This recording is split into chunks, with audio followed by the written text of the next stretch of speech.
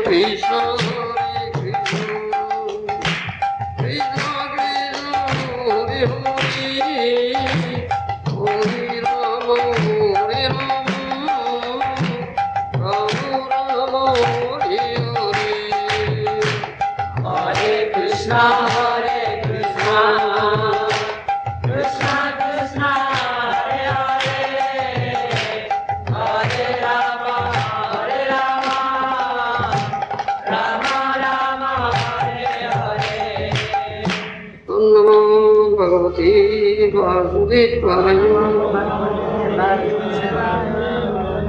Om Namo Bhagavate Vasudevaya. Om Namo Bhagavate Vasudevaya. Srimad Bhagavatam Saptama Skanda Panchadasa Adhyaya Shloka Firstari इति देवर्षिणा प्रोक्तम् निशम्य भरतर्षभ उदयामास सुप्रीतः कृष्णं च प्रेम विह्वल इति देवर्षिणा प्रोक्तम् निशम्य भरतर्षभ उदयामास सुप्रीतः कृष्णं च प्रेम विह्वल। महामुनि नारद ठारू इस कथा शुणी सारा भक्तवंश श्रेष्ठ महाराज युधिष्ठिर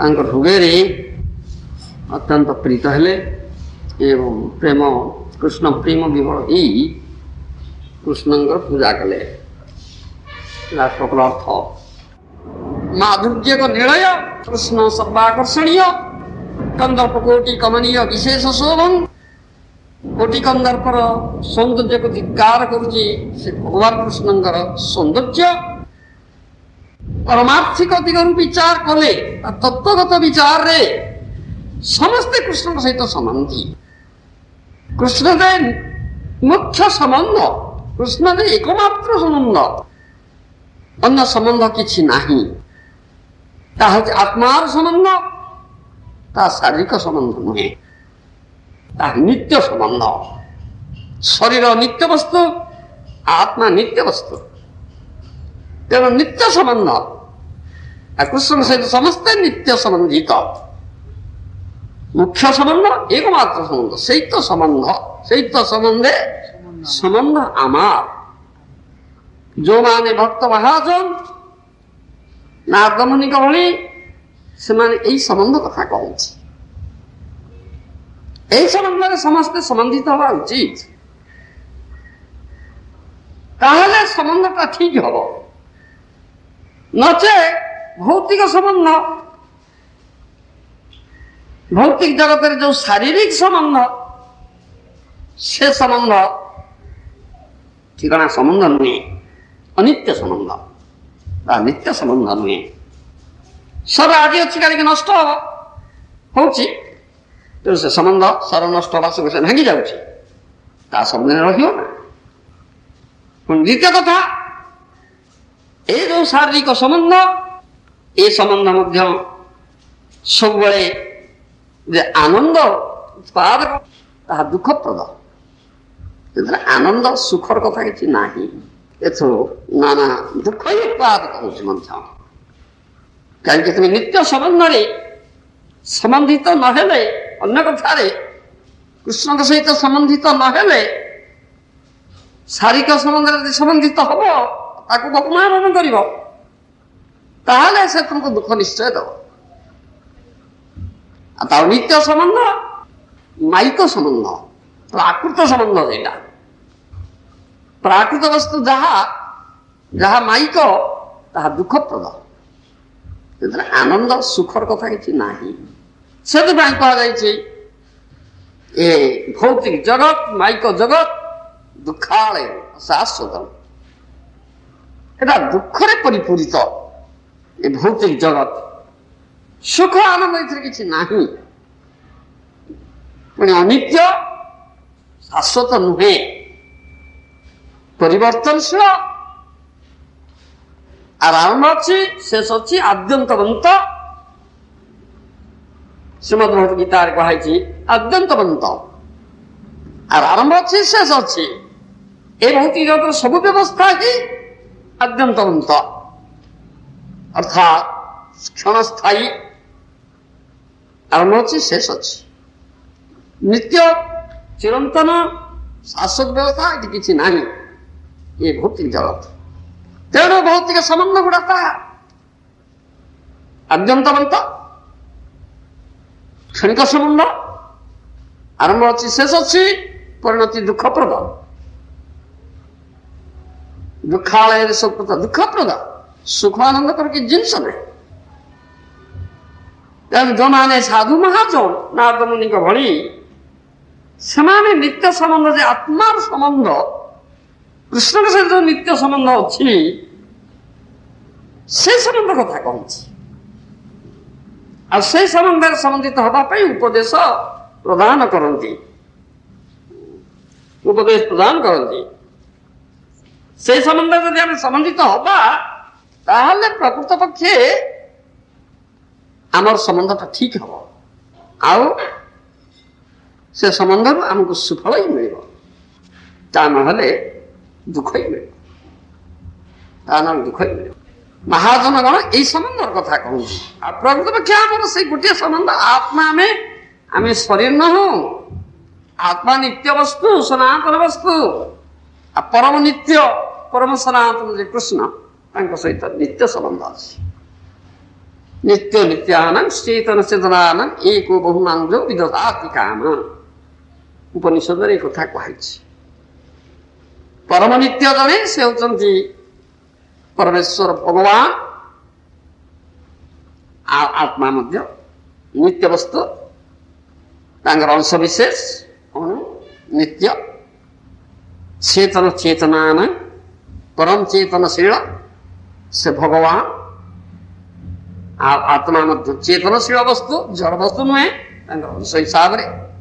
ସେ ପରମ ନିତ୍ୟ ପରମ ଚେତନଶୀଳ ବସ୍ତୁ ଭଗବାନ କୃଷ୍ଣ, ସେ ସମସ୍ତଙ୍କର କାମନା ପୂରଣ କରୁଛନ୍ତି। ସେ ହେଉଛନ୍ତି, ଶ୍ରୀମଦ୍ ଭଗବତ ଗୀତାରେ କୁହାଯାଇଛି, ସେ ହେଉଛନ୍ତି ଅନୁମନ୍ତା, ଅନୁମତି ପ୍ରଦାନକାରୀ। ସେ ସାଂସନିଂ ଅଥରିଟି ଇଂରେଜୀରେ କୁହାଯିବ। Sanctioning authority, ultimate sanctioning authority, ultimate sanctioning authority, ଚରମ ଅନୁମତି ପ୍ରଦାନକାରୀ ଶ୍ରୀକୃଷ୍ଣ। ସେ ସାଂସନ ନ କଲେ, ଅନୁମୋଦନ ନ କଲେ, ଅନୁମତି ପ୍ରଦାନ ନ କଲେ କାହାରି କୌଣସି କାମନା ପୂର୍ଣ୍ଣ ହବ ନା, ବା କୌଣସି କେହି କିଛି କରିପାରିବେ ନା, କିଛି କ୍ରିୟା ବି ଏଠି ସଂଗଠିତ ହବ ନା ଭୌତିକ ଜଗତରେ। ତା ସତ କଥା କୁହାଯାଏ। ତାଙ୍କ ସେ ଭଗବାନଙ୍କର ଯଦି ଇଚ୍ଛା ନ ହେବ ତାହେଲେ ଘାସ ପତ୍ର ସୁଦ୍ଧା ହୋଲି ପାରିବ ନା, ଅନ୍ୟ କଥା କଣ କହିବା।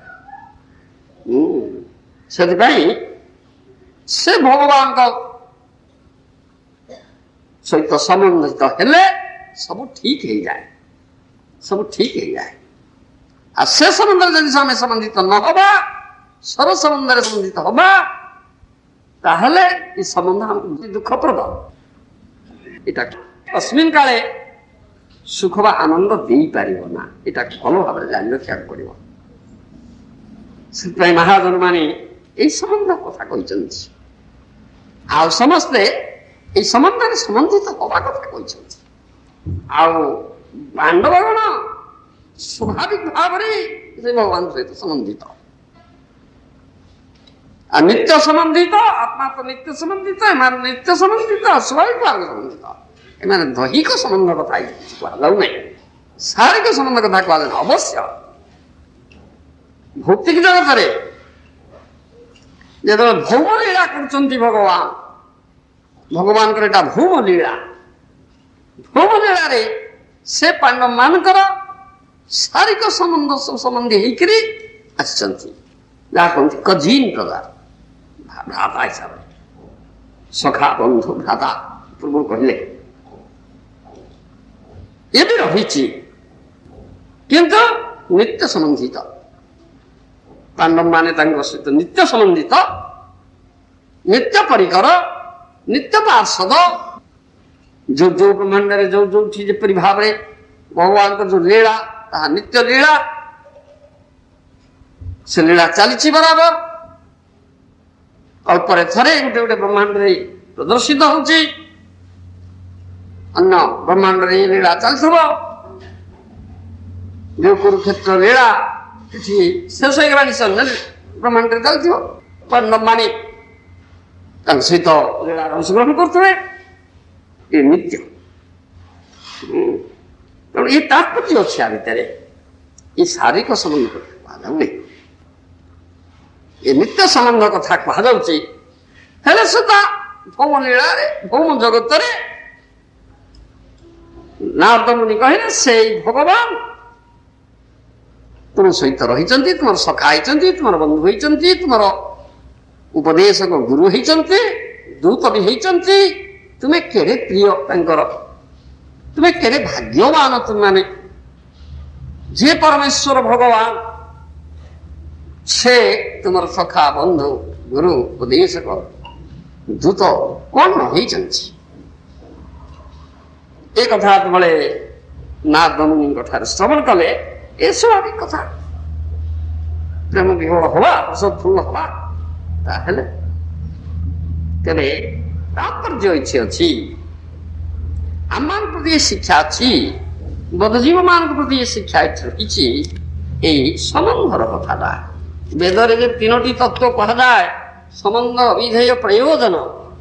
ବେଦେ ତ୍ରିତତ୍ଵ କୁହା, ସମ୍ବନ୍ଧ, ଅବିଧେୟ, ପ୍ରୟୋଜନ। ସମ୍ବନ୍ଧ ହଉଛି କୃଷ୍ଣ ସମ୍ବନ୍ଧ, କୃଷ୍ଣ ମୁଖ୍ୟ ସମ୍ବନ୍ଧ, ଏକମାତ୍ର ସମ୍ବନ୍ଧ। କୃଷ୍ଣଙ୍କ ସହିତ ସମସ୍ତେ ସମ୍ବନ୍ଧିତ, ନିତ୍ୟ ସମ୍ବନ୍ଧିତ ଆତ୍ମା ହିସାବରେ। କିନ୍ତୁ ଭୌତିକ ଜଗତରେ ଦେହାତ୍ମ ବୁଦ୍ଧି ଯୋଗୁଁ, ମାୟା କବଳିତ ହେଇଥିବା ଯୋଗୁଁ ଏ କଥା ଜୀବ ଭୁଲି ଯାଇଛି। ଶରୀରକୁ ବହୁ ମାନନ କରୁଛି, ଶରୀର ସମ୍ବନ୍ଧଟାକୁ ବହୁ ମାନନ କରୁଛି, ଯାହାକି ଅନିତ୍ୟ ସମ୍ବନ୍ଧ।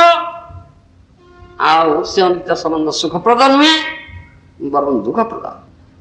ଏଇଟା କଥାଟା ଆମର ରହିଛି। ସେଥିପାଇଁ ଆମମାନଙ୍କୁ ମହାଜନମାନେ ଏ ଶିକ୍ଷା ଦେଉଛନ୍ତି। ସମ୍ବନ୍ଧ ତତ୍ଵ କଥା ଯେତେବେଳେ ଆସେ, ସେତେବେଳେ ମହାଜନମାନେ ଏ ଗୋଟେ ସମ୍ବନ୍ଧ କଥା କହନ୍ତି, ତାହା ହେଉଛି ନିତ୍ୟ ସମ୍ବନ୍ଧ, କୃଷ୍ଣଙ୍କ ସମ୍ବନ୍ଧ। କୃଷ୍ଣ ସହିତ ସମ୍ବନ୍ଧିତ ହବ। ଭୌତିକ ଜଗତରେ ତୁମେ ସେଠି ଭୁଲି ଯାଇଛ। ତେଣୁ ସାଧୁ ମହାଜନ ଗଣ, ଭକ୍ତ ବୈଷ୍ଣବ ଗଣ ଏ ଜଗତକୁ ଆସି ଏସବୁ ଶିକ୍ଷା ଆମକୁ ଦଉଛନ୍ତି, ଏ ଚେତନା ଆମକୁ ଦଉଛନ୍ତି। ଏ ବିସ୍ମୃତି ଯେ ଆମର ହେଇଛି, ସ୍ମୃତି ଜାଗ୍ରତ କରାଉଛନ୍ତି ଆମକୁ। ଏ ସ୍ମୃତି ଜାଗ୍ରତ କରାଉଛନ୍ତି। ଏମାନେ କେଡ଼େ ଉପକାର ଆମର କରୁଛନ୍ତି। ସେମାନେ ଆମର ବଡ଼ ଉପକାର କରୁଛନ୍ତି। ସେମାନେ ଆମର ଏକମାତ୍ର ମଙ୍ଗଳାକାଂକ୍ଷୀ ବନ୍ଧୁ। କୃଷ୍ଣ ଯେପରି ସୁହୃଦଂ ସର୍ବଭୂତାନାଂ, କୃଷ୍ଣ ଆମର ସୁହୃଦ, ଏକମାତ୍ର ମଙ୍ଗଳାକାଂକ୍ଷୀ ବନ୍ଧୁ। ତଦ୍ରୂପ ଭାବେ କୃଷ୍ଣଙ୍କର ଏ ଭକ୍ତ ଗଣ, ବୈଷ୍ଣବ ଗଣ, ଏମାନେ ମଧ୍ୟ ସୁହୃଦ, ମଙ୍ଗଳାକାଂକ୍ଷୀ ବନ୍ଧୁ ଆମର। ଏମାନଙ୍କର କୌଣସି ଅମଙ୍ଗଳ କାମନା ନାହିଁ କାହାରି ପ୍ରତି। ବୈଷ୍ଣବ ସର୍ବଭୂତ ହିତେରତା, ସର୍ବଜୀବର ମଙ୍ଗଳ କରିବା ପାଇଁ ଆସିଛନ୍ତି ସେମାନେ, କଲ୍ୟାଣକାମୀ ସେମାନେ। ଅମଙ୍ଗଳ କରିବା ପାଇଁ ଆଦୌ ଆସିନାହାନ୍ତି, ଅମଙ୍ଗଳ କଥା ନାହିଁ।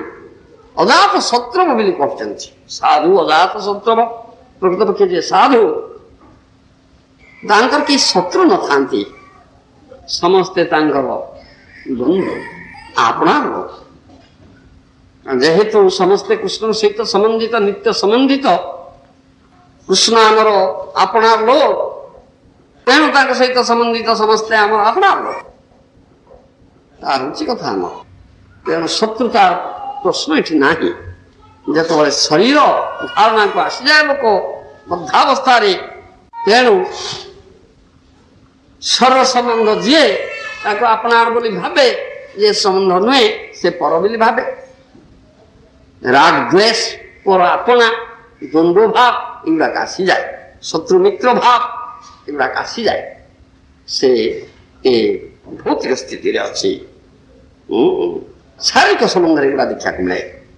କିନ୍ତୁ ଯେଉଁମାନେ ଆତ୍ମଚେତନଶୀଳ ସେଲ୍ଫ ରିୟଲାଇଜ୍ଡ ପର୍ସନ୍ସ ଇଂରେଜୀରେ ଆମେ କହିବା, ସେମାନଙ୍କର ଏ କଥା ନାହିଁ। ଦ୍ୱନ୍ଦ୍ୱ ମୋହ ନିର୍ମୁକ୍ତା, ଭଗବଦ୍ଗୀତାର ଭଗବାନ କୃଷ୍ଣ କହିଲେ ଦ୍ୱନ୍ଦ୍ୱ ମୋହ ନିର୍ମୁକ୍ତ ହେଇକିରି ଆତ୍ମସ୍ଥିତିରେ ରହିବ, ଭଜନ କର, ତାହେଲେ ସମଦର୍ଶନ ହବ। ରାଗ ଦ୍ୱେଷ ଏ ଯୋଉ ଡୁଆଲିଟି ଅଛି, ଦ୍ୱନ୍ଦ୍ୱ ଭାବ ଅଛି, ଏଥିରୁ ମୁକ୍ତ ହବାକୁ ପଡ଼ିବ। ତା ନହେଲେ ତୁମେ ପ୍ରକୃତପକ୍ଷେ ଏଠି ଆନନ୍ଦ ସୁଖ ପାଇପାରିବ ନା। ଏଇ ଡୁଆଲିଟି ଯୋଗୁ, ଦ୍ୱନ୍ଦ୍ୱ ଭାବ ଯୋଗୁ, ପର ଆପଣା ଭାବ ଯୋଗୁ ଏଠି ଶତ୍ରୁତା ରହିଛି, ହିଂସା ରହିଛି, ଈର୍ଷା ରହିଛି, ଶତ୍ରୁମିତ୍ର ଭାବ ରହିଛି, ରାଗ ଦ୍ୱେଷ ରହିଛି। ଏଥିପାଇଁ ରହିଛି। ଯେତେବେଳେ ଏଗୁଡ଼ିକ ଦୂର ହେଇଯିବ, ଆତ୍ମସ୍ଥିତିରେ ଜଣେ ରହିବ,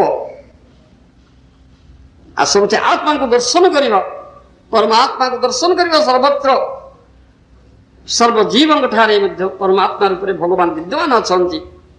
ସବୁ ଆତ୍ମା ସମାନ ଭଗବାନଙ୍କ ଅଂଶ ବିଶେଷ ହିସାବରେ, ସେତେବେଳେ ଆଉ ଏଗୁଡ଼ାକ ରହିବ, ସମଦର୍ଶନ ହବ। ସେଥିପାଇଁ ସମ୍ପୂର୍ଣ୍ଣ ନିରପେକ୍ଷ ଶାସ୍ତ୍ର ଶ୍ରୀମଦ୍ ଭାଗବତ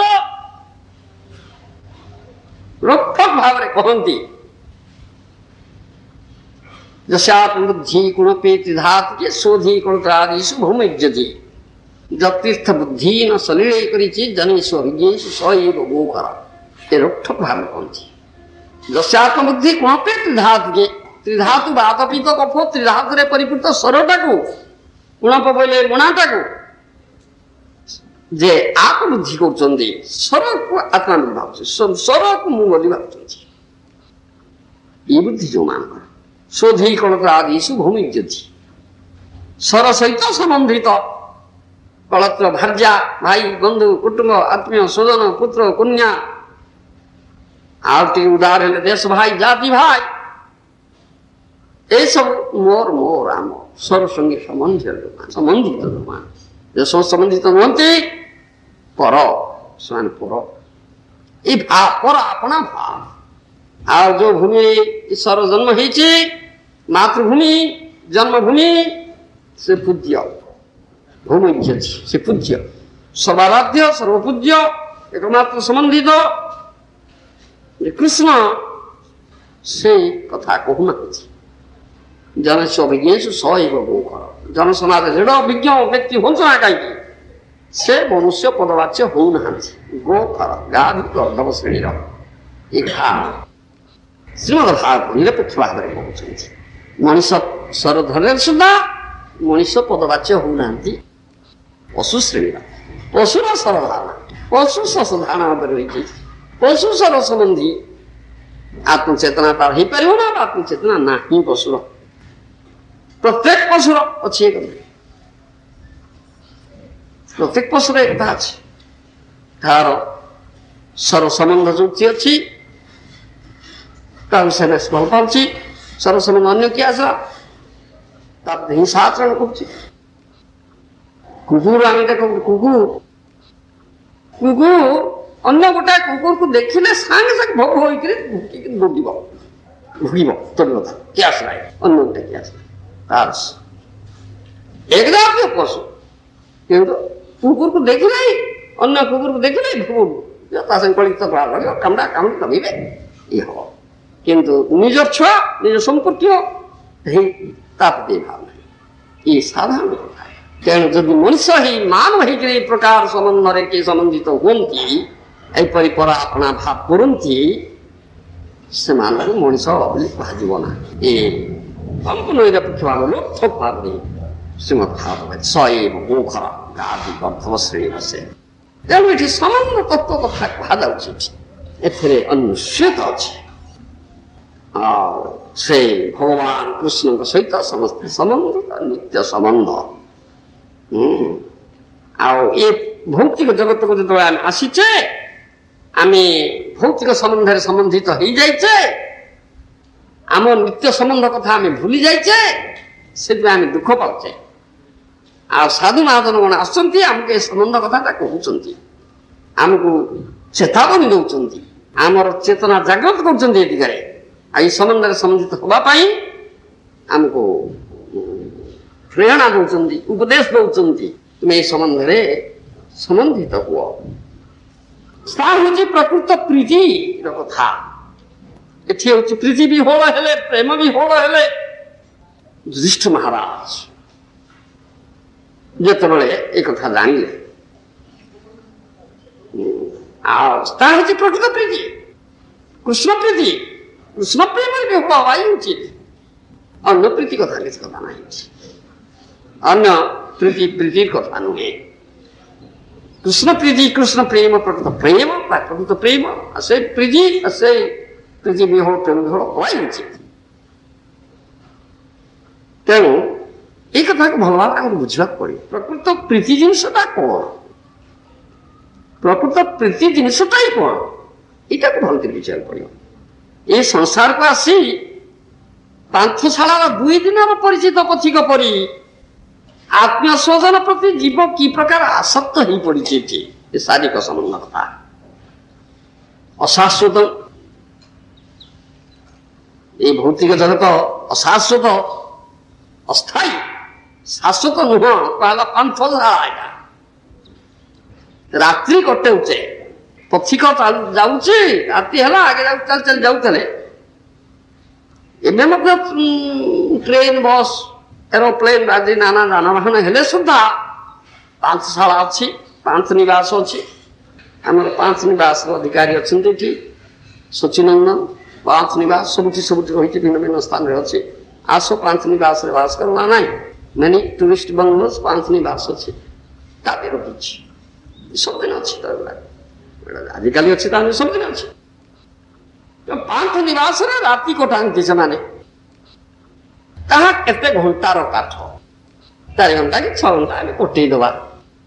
ରାତ୍ରି ଅବସାନ ହବ, ସୂର୍ଯ୍ୟୋଦୟ ହବ, ଦିବସ ହବ, ଆମ ବାଟ ଆମେ ଧରିବା, କିଏ କୁଆଡ଼େ ଯିବା। ସେଇ 2-4 ଘଣ୍ଟା ଭିତରେ ଯୋଉମାନେ ପାନ୍ଥ ନିବାସ ରହିଛନ୍ତି ତାଙ୍କ ଭିତରେ ଗୋଟେ ସମ୍ବନ୍ଧ ହେଇଯାଏ, ଅଳ୍ପ 2-4 ଘଣ୍ଟିଆ ସମ୍ବନ୍ଧ ହେଇଯାଏ, ଭାଇ ଭାଇ ହେଇଯାଆନ୍ତି, ବନ୍ଧୁ ବନ୍ଧୁ ହେଇଯାଆନ୍ତି ତାରି ଭିତରେ। ତେଣୁ 2-4 ଘଣ୍ଟା କଟିଗଲା ପରେ ସେ କଟିଗଲା, ସେ କୁଆଡ଼େ ଗଲାଣି, ଇଏ କୁଆଡ଼େ ଗଲାଣି।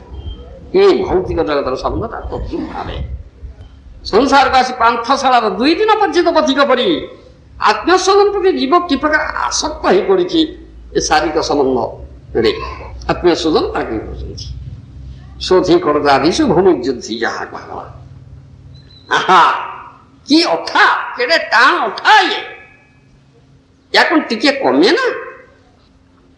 ଉଦାହରଣ ଦେଇ କୁହାଯାଉଛି, ପରସ୍ପର ବିପରୀତମୁଖୀ 2ଟି ଚଳନ୍ତା ଟ୍ରେନର 2ଟି ଯାତ୍ରୀ ପରସ୍ପର ପରିଚିତ ହେଇ ସମ୍ବନ୍ଧଯୁକ୍ତ ଅଭିମାନ କରି ଯେ ଯଦି କେହି କାହାରିକୁ ଛାଡ଼ିବାକୁ ନ ଚାହେଁ, ତାହେଲେ ତାହା କ'ଣ ହବ, କି କାର୍ଯ୍ୟରେ ପରିଣତ ହବ।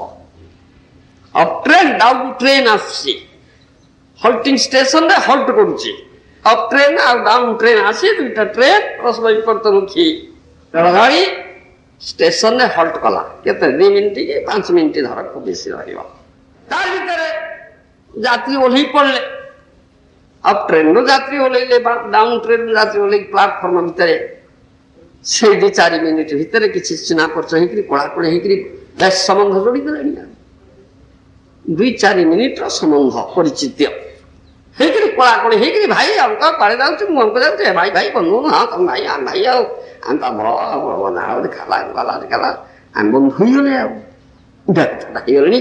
ଖୁବ୍ ପରସ୍ପରକୁ କାଲିଙ୍ଗନ କରି ଖୋଳାଖୋଳି ଛାଡ଼େ, ଟ୍ରେନ୍ ସିଟି ମାରିଲାଣି, ସେ ସାରି ଯିବ, ୟାଡ଼େ ଯିବ, ଇଏ ଖୋଳାଖୋଳି ହେଇଯାନ୍ତି। ଟ୍ରେନ୍ର ସିଟି ନ ଶୁଣିବେ, ଟ୍ରେନ୍ରେ ନ ଚଢ଼ିବେ, ଗନ୍ତବ୍ୟ ସ୍ଥାନକୁ ଯାଇପାରିବେନି, ବାପା ସେଇଠି ପ୍ଲାଟଫର୍ମରେ ପଡ଼ି ରହ।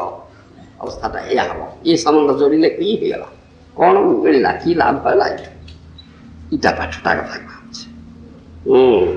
এই স্বল্প সময় ମଧ୍ୟରେ କେତେ ରକମ ନିଜର କରିବାକୁ ଲୋକ ଚାହୁଁଛି, କେତେ ରକମ ଲୋକ ନିଜର କରିବାକୁ ଚାହୁଁଛି।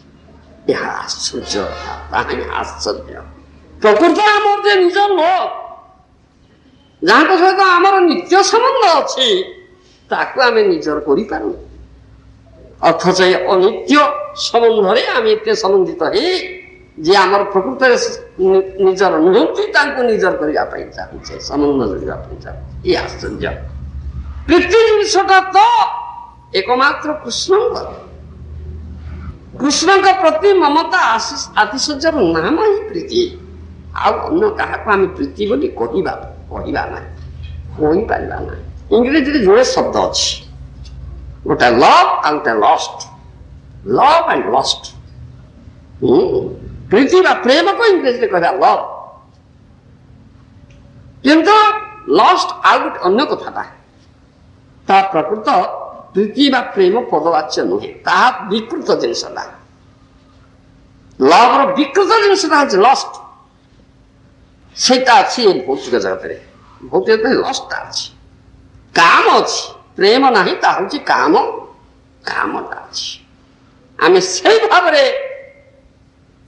ସେ କାମ ଭାବରେ ଆମେ ପ୍ରଣୋଦିତ ବା ପ୍ରଚୋଦିତ ହେଇକରି ଆମେ ଆମକୁ ନିଜର କରିବା ପାଇଁ ଚାହୁଁଛେ। କିନ୍ତୁ ପରିଣତି ହଉଛି କଣ? ପରିଣତି ଦୁଃଖପ୍ରଦ ହଉଛି, ସୁଖ ବା ଆନନ୍ଦ ଆସୁନା। କାରଣ ପ୍ରକୃତରେ ସମ୍ବନ୍ଧ ଯୋଡ଼ିନୁ। ପ୍ରକୃତ ସମ୍ବନ୍ଧ ପ୍ରୀତିର ସମ୍ବନ୍ଧ ଯେ, ତାଙ୍କ ସହିତ ସମ୍ବନ୍ଧ ଯୋଡ଼ିନୁ ଆମେ। ପରିଣତି ସେଥିପାଇଁ ଏହା ହେଇଯାଉଛି। ସେଥିପାଇଁ କୁହାଯାଉଛି କୃଷ୍ଣଙ୍କ ପ୍ରତି ମମତା ଆଶ୍ଚର୍ଯ୍ୟର ନାମ ହିଁ ପ୍ରୀତି। ସୁଧ କୃଷ୍ଣ ବ୍ୟତୀତ ପ୍ରୀତିର ପାତ୍ର ଆଉ କେହି ହେଇପାରନ୍ତି ନା। ତାଙ୍କୁ ବାଦ ଦେଇ ସଂସାର ଅଠା ଲଗେଇ ରହିଲେ କଣ କିଛି ମଙ୍ଗଳ ହବ? ସଚିନନ୍ଦନ ତାର କି ଅଠା, କେଡେ ଟାଣ ଅଠା ହେଇଯାଉଛି। ଏଇଟା ଟିକିଏ ଅଠା କେତେ ଟାଣ ହେଇଯାଉଛି, ଜମା ଛିଡୁନି। ଯାହା କହନ୍ତି କଣ ସେ ଲଗଉଥିଲେ, ଆମର ଉତ୍ତପ୍ରବନ ପ୍ରଭୁ ଗୋଟେ ଅଠା ଲଗଉଥିଲେ, ଆଉ ମଲ ଦି ଚାରିଟା ଅଛି ଓଢିଲେ ବି ସେ ଛାଡୁନି। କେତେ ଟାଣ ଅଠା ଲାଗିଯାଉଛି। ଅଠା ଇଏ ତାଠୁ ଆହୁରି ଟାଣ ଅଠା ଇଏ ଭୌତିକ ପ୍ରୀତି ଜିନିଷଟା ହେଇଯାଉଛି, ତାଠୁ ଆହୁରି ଟାଣ ହେଇଯାଉଛି। ଏତେ ଟାଣ। ପରାନୁରକ୍ତି ନହେଲେ, କୃଷ୍ଣଙ୍କ ଠାରେ ଆସକ୍ତି ନହେଲେ, ଇତର ବିଷୟରେ ଆସକ୍ତି ଦୂର ହେବା କେବେ ହେଲେ ସମ୍ଭବପର ହବ ନା। ଇତର ବିଷୟରେ ଆମେ ଏତେ ଦୂର ଆସକ୍ତ ହେଇଯାଇଛେ। ଶାରୀରିକ ସମ୍ବନ୍ଧରେ ଏପରି ଆମେ ସମ୍ବନ୍ଧିତ ହେଇଯାଇଛେ, ଶୋଧି କଳତା ଆଦିଶୁ ସ୍ୱର ସମ୍ବନ୍ଧୀ ଭାର୍ଯ୍ୟା ପୁତ୍ର କନ୍ୟା ଆତ୍ମୀୟ ସ୍ୱଜନ ସହିତ ଏପରି ସମ୍ବନ୍ଧଯୁକ୍ତ ଟାଣ ଅଠା ଲାଗି ଯାଇଛି।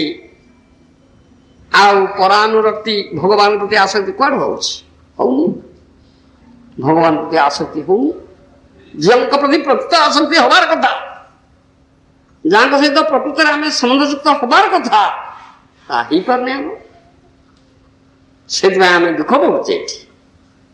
ସେ କଥାଟା କୁହାଉଛି ପରାନୁରକ୍ତି ନହେଲେ, କୃଷ୍ଣଙ୍କ ଠାରେ ଆସକ୍ତି ନହେଲେ, ଇତର ବିଷୟରେ ଆସକ୍ତି ଦୂର ହବା କେବେ ହେଲେ ସମ୍ଭବପର ହବ ନା, କେବେ ସମ୍ଭବପର ହବ। ତେଣୁ ସାଧୁ ମହାଜନ ମାନେ ଆମକୁ ଏଇ କଥାଟା କହୁଛନ୍ତି,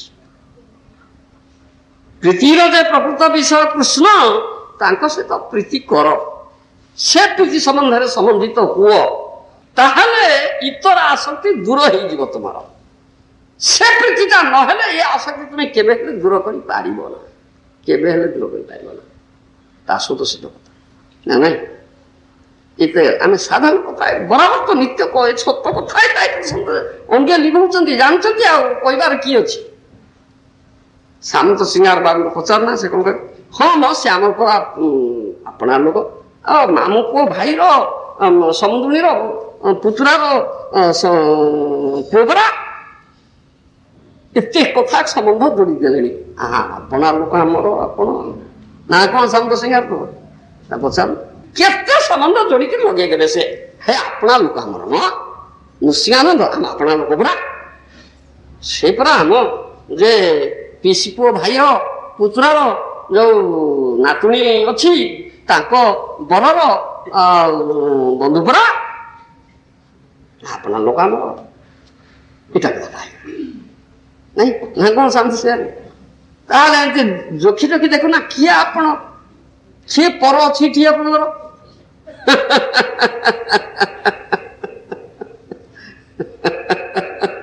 କିଛି କୁଆଡେ ଗୋଟେ ଲଗେଇକିରି ବନ୍ଧୁ ହେଇଗଲା ଚଲା ବନ୍ଧୁ ଆମେ ଆମେ ବନ୍ଧୁ ଆଉ ଆପଣ କଣ ପର ଭାବୁଛନ୍ତି କି ଆମେ ପରା ଏମିତି ପୁରା ବନ୍ଧୁ ଆମେ ବନ୍ଧୁତା ଟିକେ ଯୋଡ଼ି ଦିଅନ୍ତି ଇଟା ପାଠଟା ଏଠି ଅଛି କିନ୍ତୁ ତାହେଲେ କିନ୍ତୁ ପ୍ରକୃତ ଆମର ଯାହାଙ୍କ ସହିତ ବନ୍ଧୁତା ଯୋଡ଼ିବାର କଥା ସମ୍ବନ୍ଧ ଯୋଡ଼ିବା କଥା ତାଙ୍କ ସହିତ ହେଇପାରୁନେ ଇଠି ଆମେ ଟାଣି ଉଟାରିକି ବନ୍ଧୁ ହଉଛେ ବୁଝିଲ ତାହେଲେ କଣ କି ମଙ୍ଗଳ ହବ ଏଠାରେ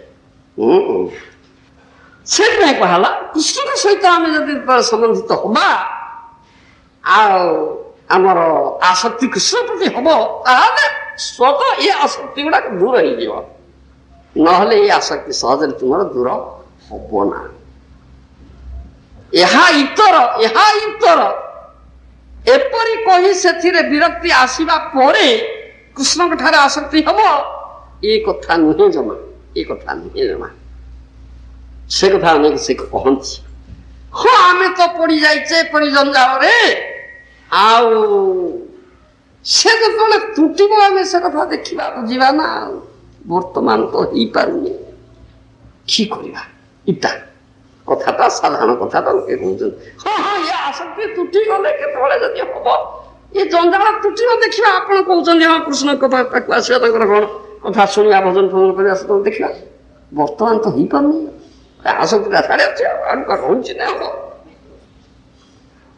ଏଠି ଧନ୍ଦା ଏତେ କାମ ଆଉ ତ ଯାହା କହନ୍ତି ଜମା ଆସିବ ଯଦି ଡାକିବ ତାହେଲେ ତ ଆମକୁ ତର ନାହିଁ ଆପଣ କଥା କଣ ଶୁଣିବା କଣ ଆସିବ କହୁଛନ୍ତି ବେଳ ତ ଜମା ନାହିଁ ଯାହା କହନ୍ତି ଜମା ଆସିଲାଣି ମରିବା ବେଳ ଆସିଲା ନାଇଁ ହେ ଜମରାଜ ମୋର ବହୁତ କାମ ଅଛି ରହ ଟିକେ ସବୁର କର ମୁଁ ଯାଇପାରିବିନି ଆଉ ତମଟା କହୁଛି କି ପ୍ରକାର ଧନ୍ଦା ନା କଣ ସଚିନନ୍ଦନ କହୁଛନ୍ତି କେତେବେଳେ ସଚିନନ୍ଦନ ଫୋନ କର କଣ ଡିରେକ୍ଟର ପାଖରେ ଅଛନ୍ତି ମିଟିଂ ହଉଛି ଆଉ ଧନ୍ଦା ଚାକିରି ଧନ୍ଦା ରହିଛି ଏ ପାଠ ସେ ପାଠ ଆରେ କୃଷ୍ଣଙ୍କର ଧନ୍ଦା ରହିଲା କଣ କରିବି ତ ନାହିଁ नो टाइम କି କରିବି ଇଏ ତ ବଡ ଧନ୍ଦାଟା ରହିଯାଇଛି ଏ ତ ଜମା ଟିକିଏ ଡର ନାହିଁ ଆଉ କୃଷ୍ଣ ଧନ୍ଦା ବୁଝିବା କେତେବେଳେ ଆଉ ସମୟ ହେଲେ ଦେଖିବା କେତେବେଳେ ଚେଷ୍ଟା କରିବା ଟିକେ ମୁଁ ଟିକିଏ ଫ୍ରି ହେଇଯାଏ ରୁହ ବାହାରିଲା ବେଳକୁ ମନ୍ତ୍ରୀ ଡାକିଲେ ଡିରେକ୍ଟର ଡାକିଲେ ଚାଲ ସାଡୁ ଗଲେଣି ଆଉ ବାହାରିଥିଲି ପରା ଟେଲିଫୋନ କଲ୍ ଆସିଲା ଆଉ ମିନିଷ୍ଟର ଡାକିଲେ ଡିରେକ୍ଟର ଡାକିଲେ ଆମ କଲେ ଆଉ କେମିତି ଆସିବେ ଆମଠୁକୁ ଆସିବେ କାମ ହେଇପାରନି ନା ନାଇଁ ଏସବୁ ତ ସୁଧା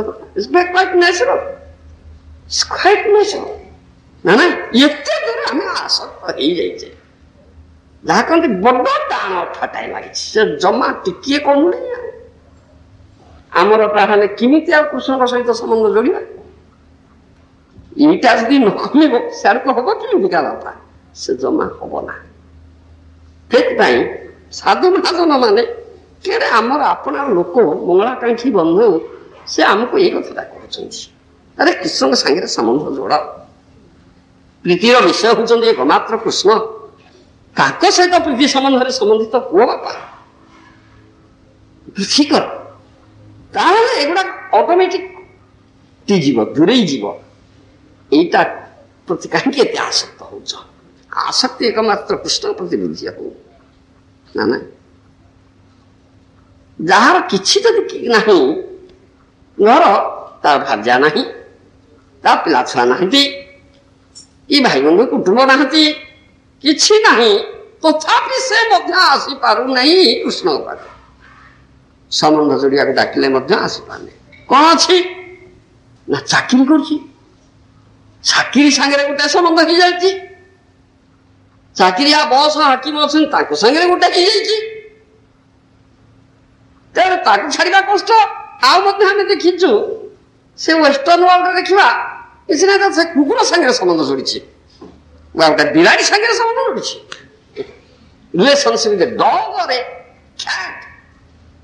ଇଏ ସମ୍ବନ୍ଧ ଇଏ କି ପ୍ରକାର ସମ୍ବନ୍ଧ ବାପା ଦେଖ ବାପା ଏ ଭୌତିକ ଜଗତରେ ଏଇ ଧନ୍ଦା ସବୁ ପାଠ ରହିଛି ତେଣୁ ସେଥିପାଇଁ ସାଧୁ ମହାଜନ କହୁଛନ୍ତି, ଶାସ୍ତ୍ର ବି କହୁଛନ୍ତି ଯେ ଭକ୍ତି ବୈଭବରେ ପହଞ୍ଚିବାକୁ ପଡିବ। ଆମକୁ କୃଷ୍ଣ ସମ୍ବନ୍ଧରେ ସମ୍ବନ୍ଧିତ ହେଇ ସମ୍ବନ୍ଧ ଅଭିଧେୟ ଭକ୍ତି ପ୍ରୟୋଜନ ପ୍ରେମ ପ୍ରେମ ଭକ୍ତି ଯୋଇବାକୁ ପଡିବ। ତତ ଦୁଃସଙ୍ଗମ ସୃଜ୍ୟ ଶଶୁ ସଜ୍ଜେ ବୁଦ୍ଧିମାନ। ଏଇ ଉପଦେଶ ହେଲା। ଏଇଟାକୁ ଜାଗ୍ରତ କରିବାକୁ ହେଲେ ଆମକୁ କଣ କରିବା ପାଇଁ ପଡିବ ନା ତତ ଦୁଃସଙ୍ଗ ସୃଜ୍ୟ ଶଶୁ ସଜ୍ଜେ ବୁଦ୍ଧିମାନ। ଯିଏ ବୁଦ୍ଧିମାନ ବ୍ୟକ୍ତି ସେ ଅସତ୍ସଙ୍ଗ ଦୁଃସଙ୍ଗ ତ୍ୟାଗ କରି ସତ୍ସଙ୍ଗ କରିବ। ମହାଜନ ମାନଙ୍କର ସଙ୍ଗ ସାଧୁ ସଙ୍ଗ କରିବ। ଯୋଉମାନେ ଏଇ ସମ୍ବନ୍ଧରେ ସମ୍ବନ୍ଧିତ ହେଇଛନ୍ତି, ଯୋଉମାନେ ଏପରି ପ୍ରୀତି ସମ୍ବନ୍ଧରେ ସମ୍ବନ୍ଧିତ ହେଇଛନ୍ତି, ସେ ସାଧୁ ମହାଜନ ମାନଙ୍କର ସଙ୍ଗ କରିବା ପାଇଁ ପଡିବ। ସଙ୍ଗ କଲେ ସେ ସାଧୁ ମହାଜନଙ୍କର କୃପା ମିଳିଲେ ଆମେ କୃଷ୍ଣଙ୍କ ପ୍ରତି ଆସକ୍ତି ଆମର ଜାଗ୍ରତ ହବ। ତା ନହେଲେ ତାହା ହେଇପାରିବ ନା। ଯଦି କେବଳ ଦୁଃସଙ୍ଗ ବର୍ଜନ ରୂପ ପ୍ରତ୍ୟାହାର ଦ୍ୱାରା କୃଷ୍ଣ ଆସକ୍ତି ଲାଭ ହୁଅନ୍ତା ତାହେଲେ ତତ କଥାଟା କହିବାର କିଛି ଦରକାର ନଥିଲା। ତତ ଦୁଃସଙ୍ଗମ ସୂର୍ଯ୍ୟ ତତ ସେଥିପାଇଁ କାହିଁ କୁହାଲା ନା ପୂର୍ବରୁ ଅସତ୍ସଙ୍ଗର କଥା ଗୁଡା କୁହାଯାଇ ସାରିଛି। ତାର କି ବିଷମୟ ପରିଣତି ଅଛି ସେ କଥା କୁହାଯାଇଛି। ସେଇଥିପାଇଁ କୁହାଗଲା ଯେ ବର୍ତ୍ତମାନ ଦୁଃସଙ୍ଗ ପରିତ୍ୟାଗ କରି ସତ୍ସଙ୍ଗ କର। ତଥ ଦୁଃସଙ୍ଗମ ସୂର୍ଯ୍ୟ ଶସ୍ୟୁ ସଜ୍ଜେତ ବୁଦ୍ଧିମାନ। ଏଇ କଥାଟା ପୂର୍ବେ ଅନ୍ୟର କଥା, ଲୋଭନୀୟ ବସ୍ତୁର କଥା, ପରାନୁରାଗର କଥା କୁହାଯାଇଛି ଏବଂ ସେ ଉଦ୍ଦେଶ୍ୟରେ କୁହାଯାଉଛି ଯେ ଭଲ ଜିନିଷ ଅଛି ଅଦେବ ସେ ଉଦ୍ଦେଶ୍ୟରେ ମନ୍ଦଟାକୁ ଛାଡ। ଏ ପୃଥିବୀର ବସ୍ତୁ ଯେ ମାତ୍ର କୃଷ୍ଣ, ତାଙ୍କ ସଙ୍ଗରେ ତୁମେ ପ୍ରୀତି ସମ୍ବନ୍ଧିତ ହୁଅ। ଯୋଉମାନେ ତାଙ୍କ ସହିତ ପ୍ରୀତି ସମ୍ବନ୍ଧ ତାଙ୍କ ସାଙ୍ଗରେ ସମ୍ବନ୍ଧ କର। ଯୋଉମାନେ ସମ୍ବନ୍ଧିତ ନୁହନ୍ତି ତାଙ୍କ ସେ ସଙ୍ଗଟାକୁ ତ୍ୟାଗ କର। ମିଶ୍ରି ସେବନ କଲେ ପିତ୍ତ ରୋଗ ଦୂର হয়। ଦୁଃସଙ୍ଗ ମୁସୃଜ୍ୟ କହି କ୍ଷାନ୍ତ ହେଇନାହିଁ ଶଶୁ ସଜ୍ଜତ ବୋଲି କୁହାଯାଇଛି। ତୁମର ପିତାଧିକ୍ୟ ରୋଗ ହେଇଛି, ତେଣୁ ପିତାଧିକ୍ୟ ରୋଗକୁ ଦୂର କରିବା ପାଇଁ ମିଶ୍ରି ସେବନ କର। କାହା କଥାଟା କୁହାଯାଉଛି। ସେଇଥିପାଇଁ ତଦ ଶବ୍ଦ ପ୍ରଥମେ କୁହାଯାଇଛି। ତେବେ ସାଧକାବସ୍ଥାରେ ପ୍ରତିକୂଲ୍ୟ ବର୍ଜନର ଦୃଢ଼ତା ଚେଷ୍ଟା ଥିବା ଦରକାର।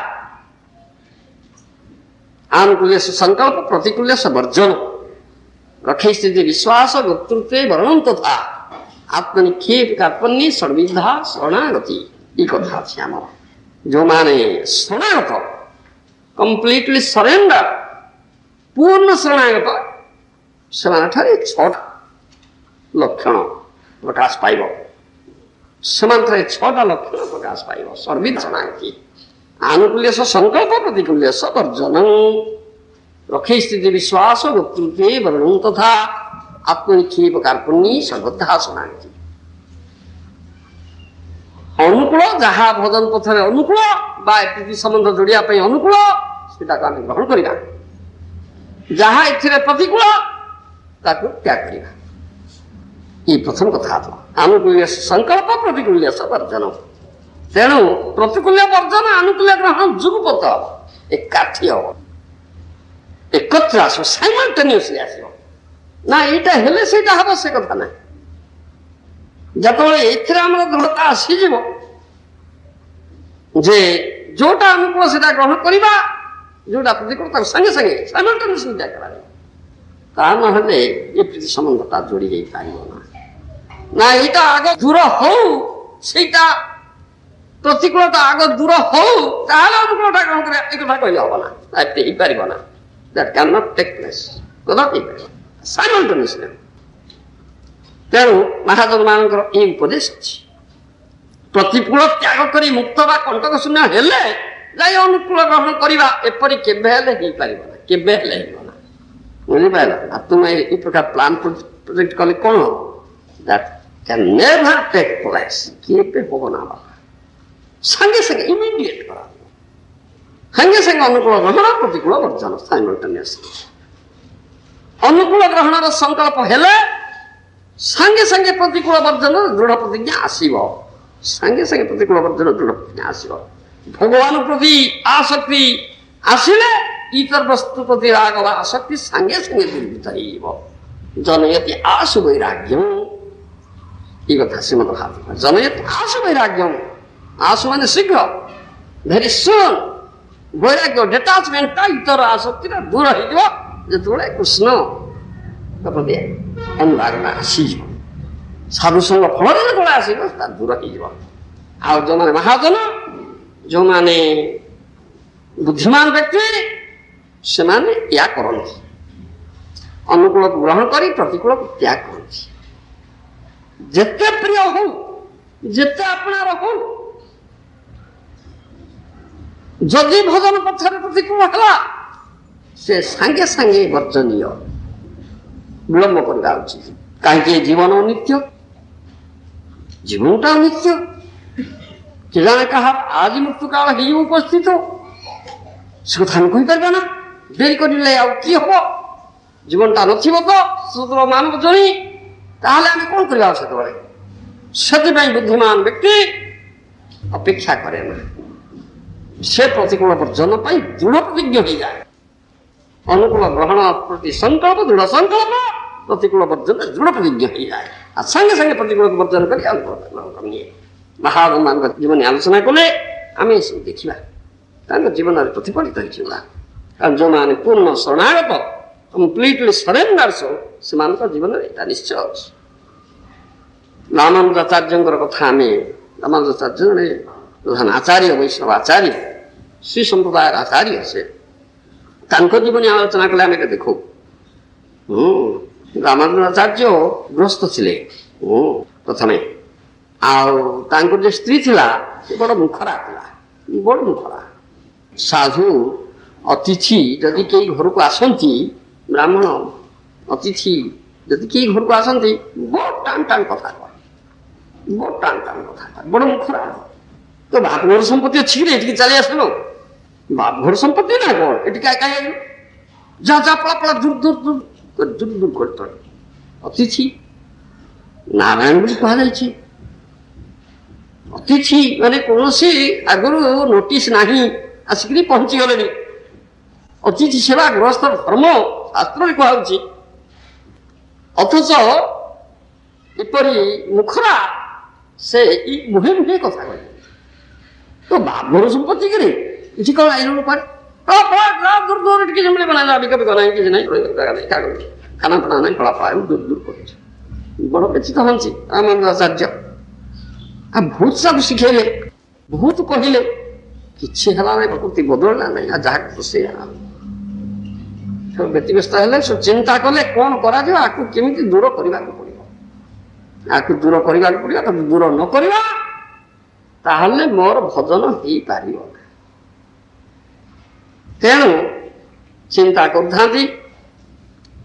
ଆଉ ଜଣେ ଏପରି ଅତିଥି ଦିନେ ପହଞ୍ଚିଗଲା, ସେ ଘରେ ନାହାନ୍ତି, ରାମାନୁଜାଚାର୍ଯ୍ୟ ବାହାରେ କୁଆଡ଼େ ଯାଇଛନ୍ତି।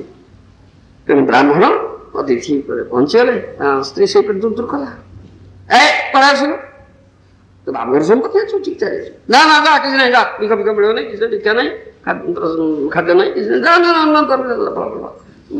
ତା ମୁଖରେ ତା କଥା। ବ୍ରାହ୍ମଣ ବିଚାରା ବଡ଼ ବିଷଣ୍ଣ ବଦନରେ ଫେରି ଯାଉଛନ୍ତି, ବାଟରେ ରାମାନୁଜାଚାର୍ଯ୍ୟଙ୍କୁ ଦେଖି ପକେଇଲେ। ଆଜ୍ଞା, କ'ଣ ଏ ମହତ୍ଲୋକ, ଆପଣଙ୍କ ଘରକୁ ଯାଇଥିଲୁ, ଆପଣ ଭାର୍ଯ୍ୟା ଏ ପ୍ରକାର କଥା କହୁଛନ୍ତି। ସେ ଜାଣିଲେ, ହଁ କହିଥିବ ନିଶ୍ଚୟ, ସେ ଜାଣିଥିବା ଯାର ଲକ୍ଷଣ ପ୍ରକୃତି ଅଛି। ଆଉ ସବୁଠୁ ଚିନ୍ତା କଲେ, ନା ନା ଆଜି ଆର ଠିକଣା ବନ୍ଦୋବସ୍ତ କରିଦେବାକୁ ପଡ଼ିବ, ଆଉ ଡେରି କରିବାକୁ ପଡ଼ିବ ନା। କହିଲେ, ଭାଇ ଟିକେ ରୁହ, ଅଟକ, କାମ ଠିକ ହବ ତୁମ ଦ୍ୱାରା। ସବୁଠୁ ଖଣ୍ଡେ ଚିଠି ଲେଖିଲେ। ଚିଠିଟା ଲେଖୁଛନ୍ତି ତାଙ୍କ ଶ୍ୱଶୁର ନାଁରେ, ଶ୍ୱଶୁର ଲେଖିଛନ୍ତି, ବୋଇଲେ ରାଜାଙ୍କ ବାପ ଲେଖୁଛନ୍ତି, ତୁମ ଭାଇର ବାହାଘର ଏ ଠିକ ଆସନ୍ତା କାଲି, ଆଜି ଛାଡ଼ି କାଲି ବାହାଘର, ହଠାତ୍ କୁସମ ହେଇଗଲା। ଆଉ ବେଳ ନଥିଲା ମତେ ଖବର ପୂର୍ବରୁ ଦେବା ପାଇଁ। ଏ ବ୍ରାହ୍ମଣ ହାତରେ ପତ୍ର ପଠେଇଲି, ୟା ସାଙ୍ଗରେ ସାଙ୍ଗେ ସାଙ୍ଗେ ଚାଲି ଆସିବ, ତୁମେ ଏ ପତ୍ର ପାଇଁ ସାଙ୍ଗେ ସାଙ୍ଗେ ଚାଲି ଆସିବ। କିଛି ଡେରି କରିବ ନା, ଜମା ଗୋଟେ ମିନିଟ୍ ଡେରି କରିବ ନା, ସାଙ୍ଗେ ସାଙ୍ଗେ ତାହେଲେ ବେଳ ନାହିଁ। ଆଉ ଜ୍ୱାଇଁକି କହିବ ଆସିବା ପାଇଁ, ଜ୍ୱାଇଁ ଯଦି କହନ୍ତି ତାଙ୍କର କିଛି ଧନ୍ଦା ଅଛି ସାଙ୍ଗେ ସାଙ୍ଗେ ଆସି ନପାରନ୍ତି ପରେ ଆସିବେ, ସେ ଠିକ ପରେ ଆସିଥାନ୍ତୁ, ତୁମେ ଆଗ ଚାଲି ଆସିବ। ଏ ଚିଠିଟିଏ ଲେଖା ହେଲା ନା, ନିଅ ଯା ତାକୁ ଏ ଚିଠି ଦବ ଯା। ବ୍ରାହ୍ମଣ ପୁଣି ଫେରି ଆସିଲେ, ଯେମିତି ଫେରି ଆସିଲେ ସେଠୁ କିଏ ପୁଣି କରାଇଲ ନା, ଆଜ୍ଞା ଭୁଲି ଯାଇଥିଲି ଗୋଟେ ଚିଠି ଆଣିଥିଲି, ଆଉ ଆପଣ ବାପା ପଠେଇଥିଲେ, ପଠେଇଥିଲେ ଆଉ ଚିଠି ତ ଆଣିଥିଲେ, ଆଉ ଆପଣ ସବୁ ତ ଏପରି ରାଗି ଉଠିଲେ ଯେତେବେଳେ ମୁଁ ସବୁ ପଳେଇଗଲି, ଆଉ ବାଟରେ ମନେ ପଡ଼ିଗଲା, ଆରେ ଚିଠା ତ ଆଣିଥିଲେ ଦେଇପାରିଲିନି। ସେଠୁ ଫେରି ଆସିଲେ, ଆପଣ ଚିଠା ନିଅନ୍ତୁ। ଆଉ ଚିଠା ପଢ଼ି ବାପ ଲେଖିଛନ୍ତି, ମହାନନ୍ଦ ଆଉ ବାହାଘର କଥା ଲେଖା ହେଇଛି, ଭାଇର ବାହାଘର ଆସନ୍ତାକାଲି ବାହାଘର, ଆଉ ବେଳ ନାହିଁ, ସାଙ୍ଗେ ସାଙ୍ଗେ ଯିବା ପାଇଁ ପଡ଼ିବ। ଆଉ ଭାରି ଖୁସି ହେଇଗଲେ। ସେଉଠୁ କହିଲେ ଆଚ୍ଛା ଆଚ୍ଛା ଠିକ ଅଛି ଠିକ ଅଛି ଠିକ ଅଛି, ହାତ ଟିକେ ବସ, ଦିଟା ଖାଦ୍ୟ ତମକୁ ଦବା, ଏଇଟା ସୁନ୍ଦର ଚିଠି ନେଇକି ଆସିଥିଲ। ସବୁଠୁ ସତ୍କାର ବ୍ୟବସ୍ଥା ହେଇଯାଉଛି। ଆଉ ତାପରେ ରାମାନୁଜାଚାର୍ଯ୍ୟ ଆସିଲେ, ସେଉଠୁ ଯାଇକି ଭାଇ ଦେଖିଲେଣି ଏଇ ଚିଠି ଆସିଛି, ବାପ ଲେଖିଛନ୍ତି, ଆଉ ଭାଇଙ୍କର ବାହାଘର ଆସନ୍ତାକାଲି ତ ବାହାଘର, ବର୍ତ୍ତମାନ ସାଙ୍ଗେ ସାଙ୍ଗେ ଯିବାକୁ ଲେଖିଛନ୍ତି। ଆଉ ତାହେଲେ ଆମେ ଦେଖିବା ଚିଠା କ'ଣ ଲେଖା ଅଛି। ରାମାନୁଜାଚାର୍ଯ୍ୟ ଦେଖିଲେ, ଆଚ୍ଛା ଠିକ ଅଛି, ସେ ଲେଖିଛନ୍ତି ଯେ ତୁମେ ସାଙ୍ଗେ ସାଙ୍ଗେ ଯିବା ପାଇଁ ଲେଖିଛନ୍ତି, ଆଉ ମୋର କାମ ଅଛି ସତେ, ଆଉ ମୁଁ କାଲି ଆଡ଼କୁ ଯିବି, କାମ ଧନ୍ଦାଟା ନିହାତି ଅର୍ଜେଣ୍ଟ କାମ ଅଛି, ଜରୁରୀ କାମ, ଆଉ ତାକୁ ଟୁଟେଇ ଦେଇକି ମୁଁ କାଲି ଆଡ଼କୁ ପହଞ୍ଚିବି, ତୁମେ ଆଗକୁ ପଳେଇ ଯାଅ ସାଙ୍ଗରେ। ଆଉ ବାପ ଘରକୁ ଆଉ ଲେଖିଛନ୍ତି। ଆଉ ଏଇପରି କହି କୌଣସି ମତେ ତାଙ୍କୁ ବିଦା କରିଦେଲେ। ଯା ଗଲା ବାପା, ଠିକ ହେଇଛି, କୌଣସି ମତେ ବିଦା ହେଇଗଲା ବାପା, ଯା। ସଉଟ ଆସେ ସେଠୁ ସ୍ତ୍ରୀକି ଆଡେ ବିଦା କରିଦେଇ ନିଜେ একটু ହତ୍ୟା ହେଇକି ପଳେଇଗଲେ। ଇଏ ସୁସଂକଳ୍ପ ପ୍ରତିକୂଲ୍ୟ ସବୁ ଇ ଉଦାହରଣ ରାମାନୁଜାଚାର୍ଯ୍ୟଙ୍କ ଜୀବନରେ ଅଛି। ବୁଝିପାରୁଛ, ଭାଇ ମହାଜନ ମାନେ ଆମ ଆଗରେ ରଖିଛନ୍ତି, ଯେଡ଼େ ପ୍ରିୟ ହଉ ଭାର୍ଯ୍ୟାଟା ଅତି ପ୍ରିୟ, କିନ୍ତୁ ଭଗବାନ ପଥରେ ପ୍ରତିକୂଳ ହେଲାଣି, ତାକୁ ତ୍ୟାଗ କରିବା ଉଚିତ ସାଙ୍ଗେ ସାଙ୍ଗେ ଇମିଡିଏଟଲି ଯିବାର ଯୋଉ କରିବାର କିଛି କଥା ନାହିଁ। ଅବଶ୍ୟ ଏ କଥା ଅଛି ଆମର, ପତିଙ୍କର କର୍ତ୍ତବ୍ୟ ଅଛି ପତି ନ ସ୍ୟାତ୍, ସେ ପତି ହବା ଉଚିତ ନୁହେଁ ଯେ ତାଙ୍କର ଭାର୍ଯ୍ୟାକୁ ଯଦି ପତ୍ନୀ କି ଭଲର ପଥକୁ ନ ଆଣିବେ। ଇଏ ଆମର ଭାଗବତରେ କଥା ଅଛି ଅବଶ୍ୟ। ତେବେ ଇଏ ଚେଷ୍ଟା କରିଛନ୍ତି ଖୁବ୍, କିନ୍ତୁ ସବୁ ଫେଲ ମାରିଛି। ତେଣୁ ଶେଷକୁ ଆସିଲା, ଦୃଢ଼ତା ଆସିଲା, ଭାଇଟିକୁ ଆଉଛି ଯେ ଅନୁକୂଳ ଗ୍ରହଣର ସଂକଳ୍ପ ସଙ୍ଗେ ସଙ୍ଗେ ପ୍ରତିକୂଳ ପଥରେ ଦୃଢ଼ ବିଜ୍ଞ, ନା ଆକୁ ଆଉ ହବ ନା, ଏଇଟା ଉଚିତ। ତା ନହେଲେ କୃଷ୍ଣଙ୍କ ସହିତ ପ୍ରୀତି ସମ୍ବନ୍ଧ ତମର ଯୋଡ଼ି ହେଇପାରିବ ନାହିଁ ବାପା, କାରଣ ଇଆଡେ ଡାଇଭର୍ଟ ହେଇଯାଇଛି ଜିନିଷ। ସେ କଥା କୁହାଯାଉଛି, ଭଗବାନଙ୍କ ପ୍ରତି ରାଗ ଆସିଲେ ତଦ ଇତର ବସ୍ତୁ ପ୍ରତି ରାଗ ସାଙ୍ଗେ ସାଙ୍ଗେ କମିଯାଏ, ଦୂରୀଭୂତ ହେଇଯାଏ। ଜନ୍ମାଦ୍ୟସ୍ୟ ଦତଃ ଅନ୍ୱୟାଦିତରତଃ, ଏ ପ୍ରଥମ ଶ୍ଲୋକ ଭାଗବତରେ କୁହାଯାଉଛି, ଆଗେ ଅନ୍ୱୟ ପରେ ଇତର। ସବୁ ମହାଜନ ଗୋଟେ କଥା କହିଛନ୍ତି, କୃଷ୍ଣର ସଂସାର କର ଛାଡ଼ି ଅନାଚାର, ଆଗ କୃଷ୍ଣ ସଂସାର ପ୍ରାକଟ୍ୟ ହଉ, ତାହେଲେ ଅନାଚାର ଯିବ, ତା ନହେଲେ ନାହିଁ। ଆଗ ଅନାଚାର ଦୂର କରିବା, ସଦାଚାରୀ ହବା, ତାପରେ କୃଷ୍ଣ ସଂସାର ପ୍ରାକଟ୍ୟ ହବ, ଏ କଥା ନାହିଁ ନା, ସେ କଥା ନାହିଁ। କେବଳ ସେଗୁଡ଼ିକ ଛାଡିବାକୁ ଗଲେ କଣ କୃଷ୍ଣ ସଂସାର ହେଇଯିବ? କୃଷ୍ଣ ହିଁ ବାସ୍ତବ ବସ୍ତୁ, ତାଙ୍କର ନିଜ ପରିଚୟ ଦ୍ୱାରା ତାଙ୍କୁ ଜଣାଯାଏ। ଏଇଟା ନୁହେଁ କହିଲେ କଣ ତାଙ୍କୁ ଜଣାଯାଏ? ଯେମିତି ସେ ନିର୍ବିଶେଷ ମାୟାବାଦୀ ମାନେ କହନ୍ତି, ନେତି ନେତି ନେତି ନେତି ନେତି ନେତି କରୁଛି, ଏଇଟା ନୁହେଁ ଏଇଟା ମାୟା ସୋମାୟା, ଏଇଟା କହିଲେ କଣ ହେଇଯାଏ? ସବୁ ତ କୃଷ୍ଣ ସହିତ ସମ୍ବନ୍ଧିତ। କଣ ତା କୃଷ୍ଣଙ୍କର ନୁହେଁ? କୃଷ୍ଣ ଶକ୍ତିର ପ୍ରକାଶ ଏ ଭୌତିକ ଜଗତ। ତୁମେ ଯଦି ୟାକୁ ମାୟା କହିକିରି ତ୍ୟାଗ କରିବ, ଦୂର ସଂସାର ତ୍ୟାଗ କରିକିରି କୋଉ ଗିରିଗୁମ୍ଫାକୁ ଯିବ ବା ନିର୍ଜନ କାନନକୁ ଯିବ, ସେ କାନନଟା ଗିରିଗୁମ୍ଫାଟା କଣ କୃଷ୍ଣଙ୍କର ନୁହେଁ କି? ତୁମର ଘରଟା ଯେମିତି କୃଷ୍ଣଙ୍କର, ସେ ନିର୍ଜନ କାନନ ଗିରିଗୁମ୍ଫା ମଧ୍ୟ କୃଷ୍ଣଙ୍କର। ତ୍ୟାଗ କରିବାର କୋଣଟା ଅଛି ଝିଅ? ଏଇଟା ତ୍ୟାଗ କରି ସେଠିକି ଯିବା ବୋଲି କି ହବ? କୃଷ୍ଣଙ୍କ ପ୍ରତି ତୁମର ଯଦି ପ୍ରକୃତରେ ଆସକ୍ତି ଜାତ ନ ହେଇଛି, ଅନୁରାଗ ଜାତ ନ ହେଇଛି, ତୁମେ ଯୋଉଠି ଗଲେ ସୁଦ୍ଧା ସେଠି ବିପଦ ଅଛି। ସେଠି ମଧ୍ୟ ତୁମେ ବିପଦର ସମ୍ମୁଖୀନ ହବ। ମାୟା ମଧ୍ୟ ସେଠି ଅଛି। ମାୟା କୋଉଠି ନାହିଁ ମାଇକ ଜଗତରେ।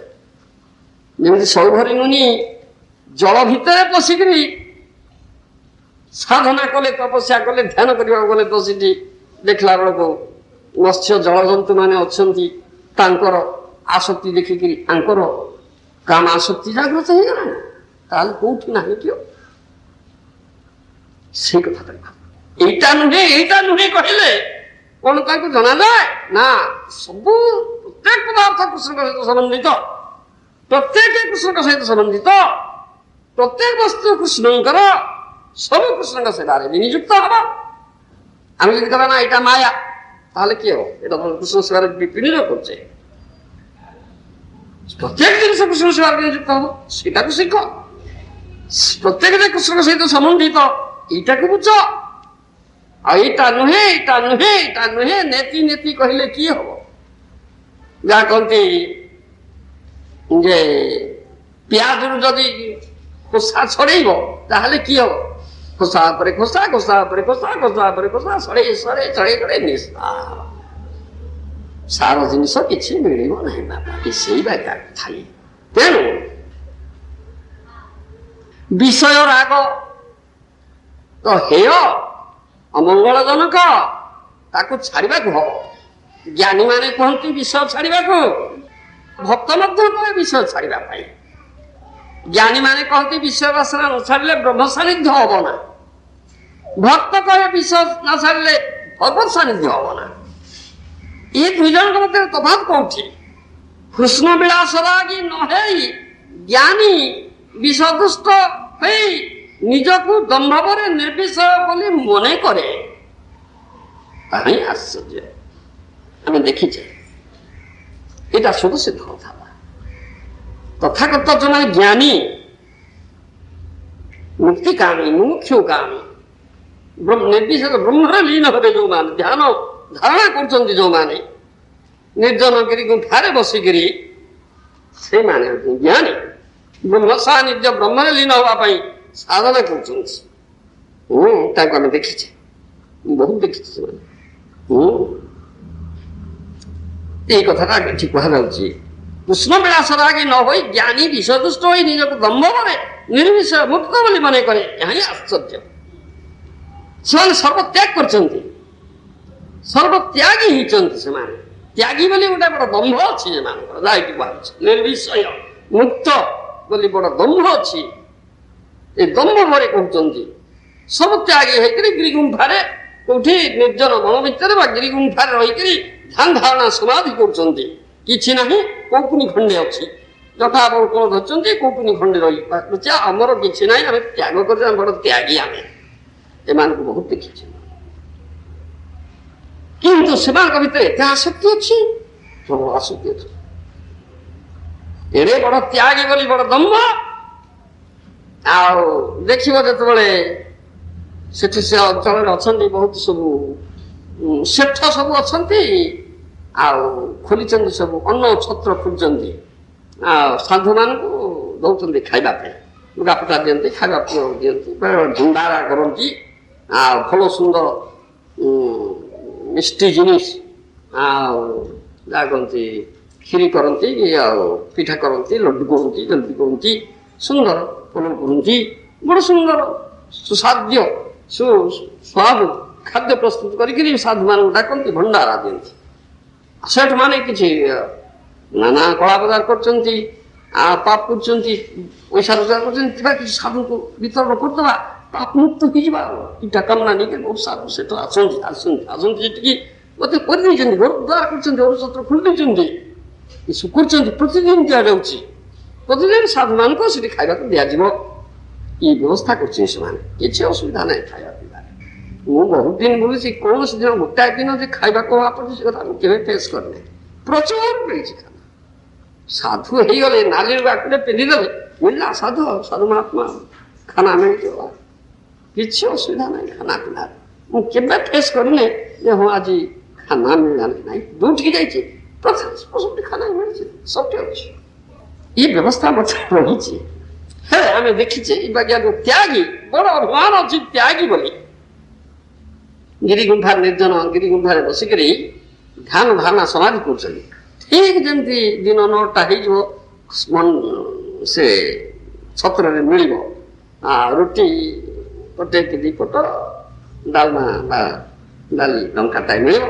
ଏ ବହୁତ ଛତ୍ର ଅଛି 2ଟା 3ଟା ଛତ୍ର ମିଳିଲେ ଖାଇପାରିବ ନାହିଁ ଆଉ କେତେ ଖାଇବ ଖାତା ସବ ଭାରି ଲମ୍ବେଇକି ଚାଲିଲେ ଭାରି ଲମ୍ବେଇକି ତାଙ୍କ ଗୁମ୍ଫା ଭିତରୁ ବାହାରିକିରି ସବ ଚାଲିଲେ ଛତ୍ରକୁ ଆମେ ତାଙ୍କ ଯାଇକିରି ପୁଣି କଣ ହେଇଛି ନା ଲମ୍ବା କ୍ୟୁ ଲାଗିଛି ସେଠି କିଏ ଯେ ଆଗ ପହଞ୍ଚେ ସେ ଆଗ ଛିଡା ହେଇଛି ତାପରେ ଛିଡା ହେଇଛନ୍ତି ତା ଇଏଟା ଯୋଉ ଯାହା କହନ୍ତି ଥାଳଟା ରଖିଦେଇଛି ସେ अब देखिए छिड़ा जो कोई तकड़ा धोता है मेरा थाल पहला है मैं पहला है मेरा स्थान क्यों लगता ये धा भीतर जो धस्ता धस्ती कोई तकड़ा बाबा ମୁଁ ଦେଖିତେ ତାଜା କିରି ବାବା ଏମାନେ କଣ ବଡ ତ୍ୟାଗୀ ତ୍ୟାଗୀ ତ୍ୟାଗୀ ବୋଲି ବଡ ଦମ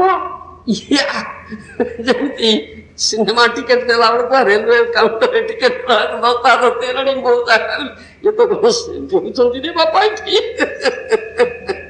ଆମେ ଦେଖିଛୁ ଏଇ କଥାଟା ସେଇଟା ଏ ଆଶ୍ଚର୍ଯ୍ୟତା କାହିଁକି ନା କୃଷ୍ଣ ପ୍ରତି ଆସନ୍ତି ନା ତଥା କଥିତ ତ୍ୟାଗ ଏ ଫଳଗୁ ବୈରାଗ୍ୟ ଏ ଫଳଗୁ ବୈରାଗ୍ୟର କଥା ରୂପ ଗୋସ୍ୱାମୀ କହିଛନ୍ତି ଫଳଗୁ ବୈରାଗ୍ୟ ଇଟା ରୁଟି 2 ପଟ ଟଙ୍କା ଡାଲି ପାଇଁ କେତେ କଳି ତତ୍ର ଧସ୍ତା ଧସ୍ତି ତା ଭିତରେ ଚାଲିଛି ବାବା କି କଥା आसक्ति अच्छी प्रकृत आसक्ति जात है कृष्ण प्रति इतने आसक्ति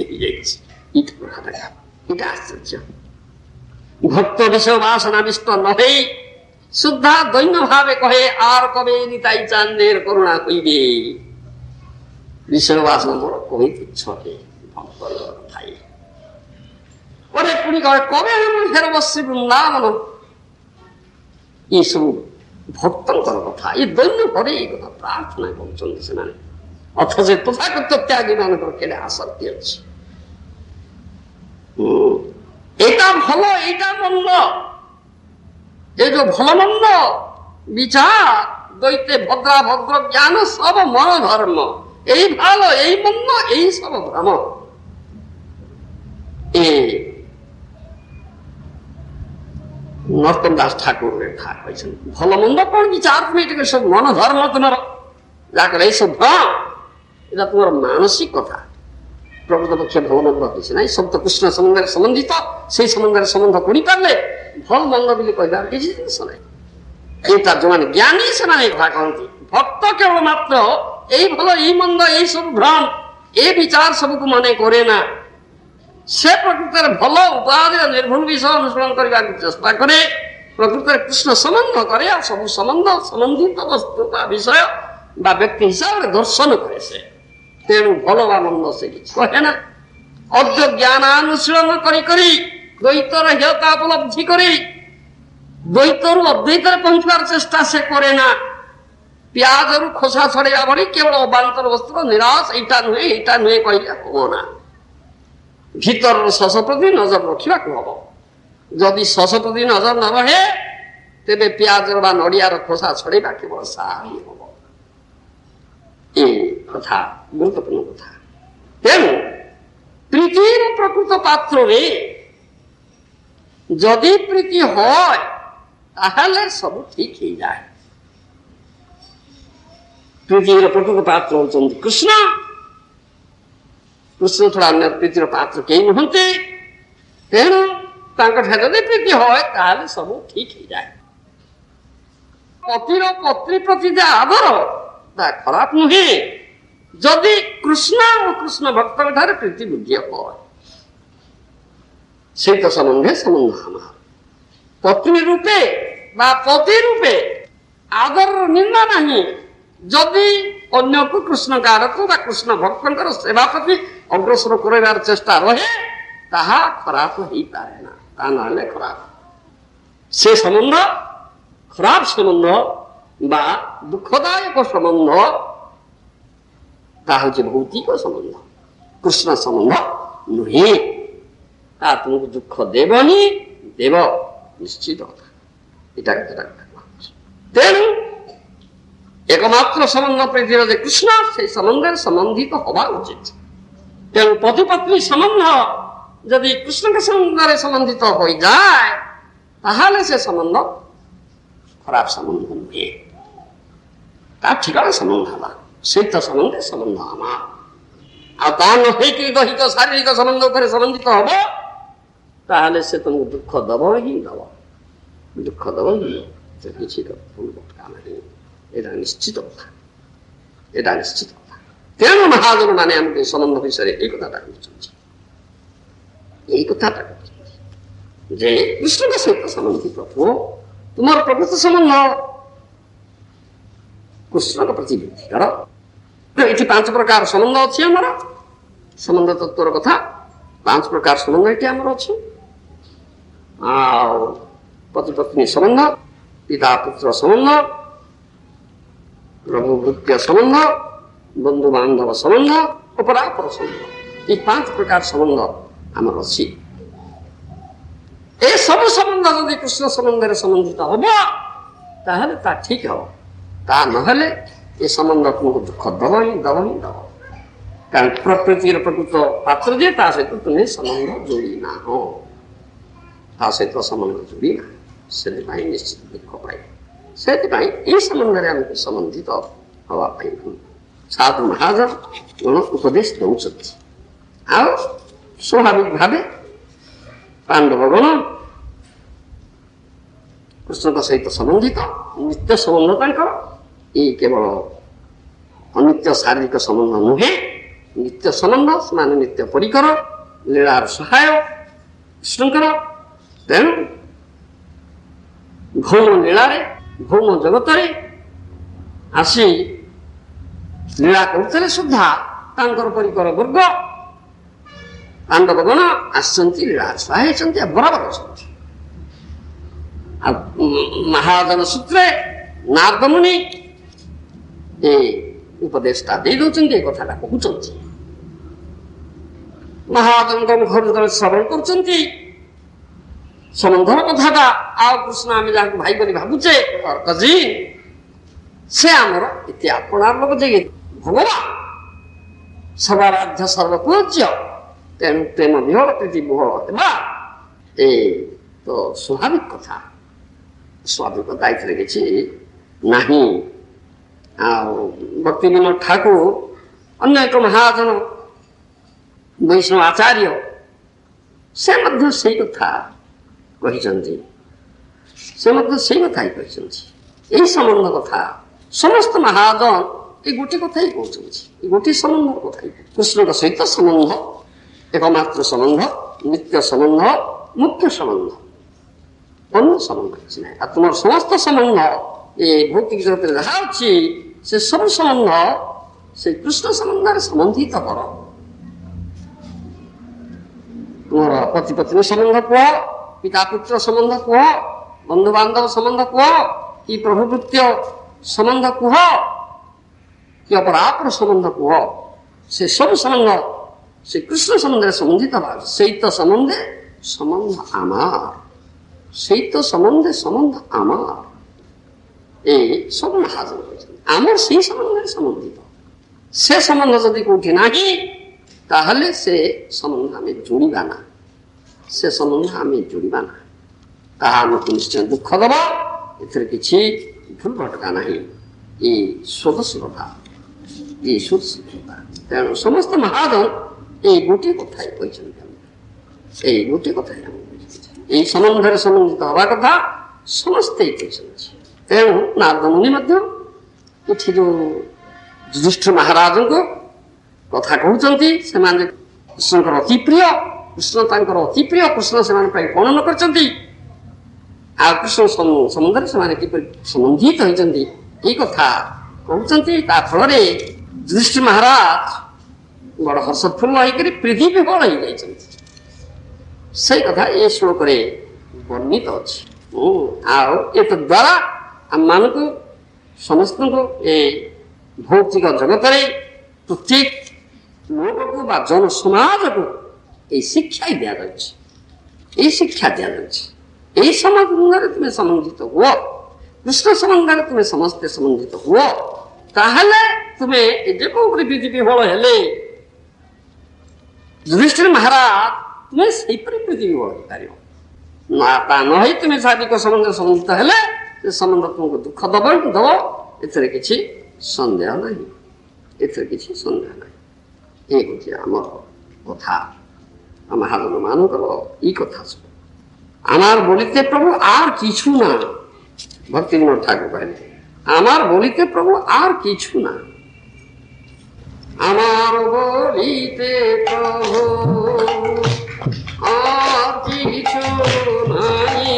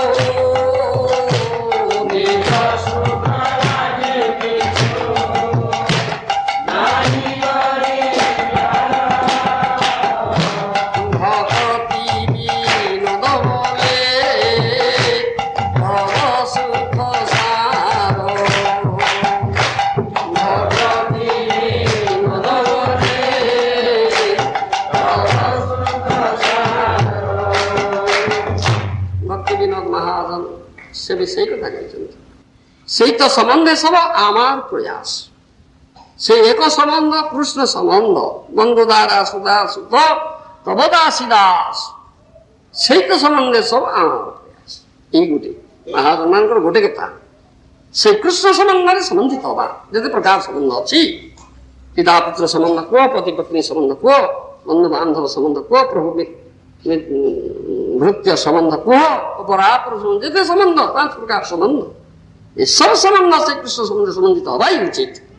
ତାହେଲେ ଏ ସମ୍ବନ୍ଧ ତୁମକୁ ଆନନ୍ଦ ଦବ, ନଚେତ ଆନନ୍ଦ ଦବ ନା, ଜମ ଦୁଃଖ ଦବ, ଜୀବନ। ଇଏ ହଉଛି କଥା। ତେଣୁ ଏଇ ସମ୍ବନ୍ଧରେ ଯେଉଁମାନେ ସମ୍ବନ୍ଧିତ ହେଇଛନ୍ତି ସେମାନେ ପ୍ରକୃତରେ ଆନନ୍ଦ ପାଉଛନ୍ତି। ସେମାନେ ପ୍ରକୃତରେ ଏଇ ଯୁଧିଷ୍ଠିର ମହାରାଜ ଭଳି ପ୍ରୀତି ବିହଳ, ଆନନ୍ଦ ବିହଳ ହଉଛନ୍ତି।